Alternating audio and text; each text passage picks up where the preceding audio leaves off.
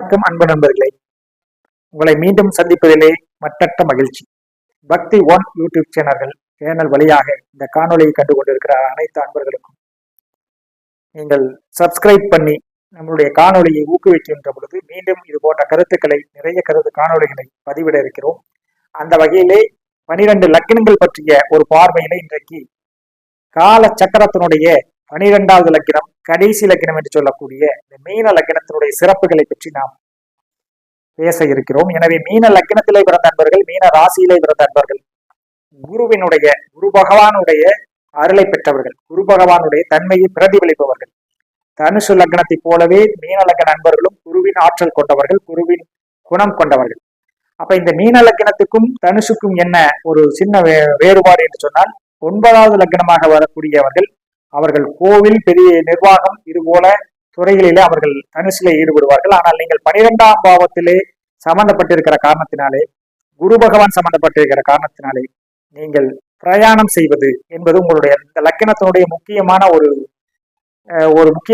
ஒரு விஷயமாக சொல்ல வேண்டும் என்று சொன்னால், இந்த லக்கினத்தை பிறந்தவர்கள் பிரயாணம் செய்வதற்காகவே பிறந்தவர்கள். பிரயாணம் என்று சொன்னால் வெளிநாட்டு பிரயாணங்கள், கடல் பயணங்கள், நீரிலே பயணம் செய்பவர்கள், நீர் சம்பந்தப்பட்ட தொழில் செய்பவர்கள்.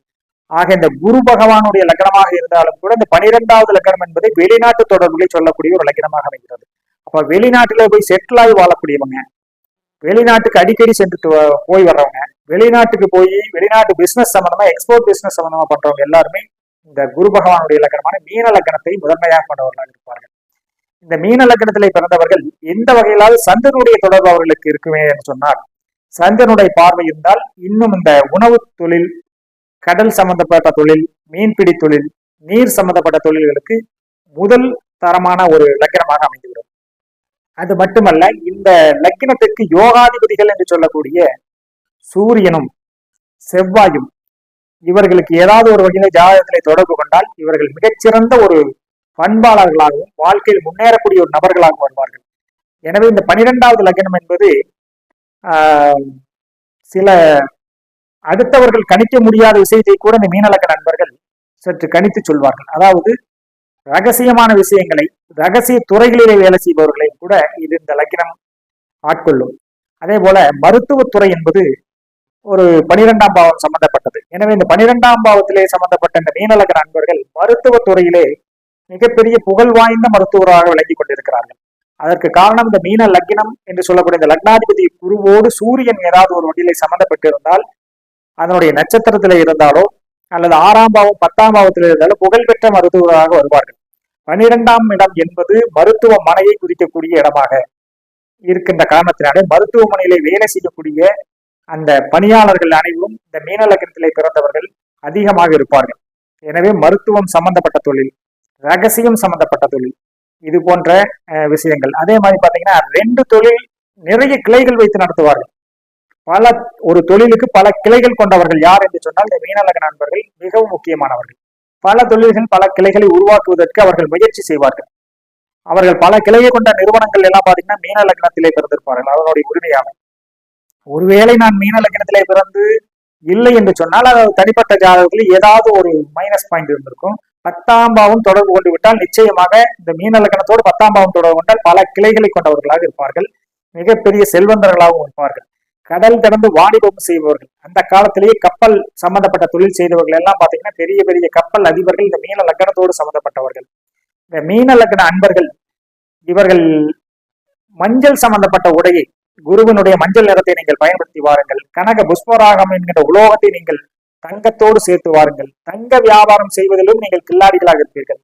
தங்கம் சம்பந்தப்பட்ட வியாபாரம், தங்கம் தொடர்பான வியாபாரங்கள், தங்கம் என்கின்ற பெயர் ஏதாவது ஒரு வகையிலே உங்களுடைய நிறுவனத்துக்கோ உங்களுக்கோ ஏதோ ஒரு வகையிலே ஏற்பட்டால், இந்த தங்கம் என்கின்ற அந்த உலோகத்தினுடைய தங்கத்தினுடைய பெயர் சம்பந்தப்பட்டு விட்டால் மிகப்பெரிய அளவிலே வாழ்க்கையில் முன்னேற்றம் கிடைக்கும். அதே மாதிரி 3ஆம் தேதி, இது குறிப்பா சொல்லணும்னா இந்த குரு பகவானுடைய தேதியான 3ஆம் தேதி, 9ஆம் தேதி, இந்த 3, 9, 1 அதையும் எடுத்துக்கலாம். 1, 3, 9ஆம் தேதிகள் உங்களுக்கு மிகப்பெரிய சிறப்பை கொடுக்கும்.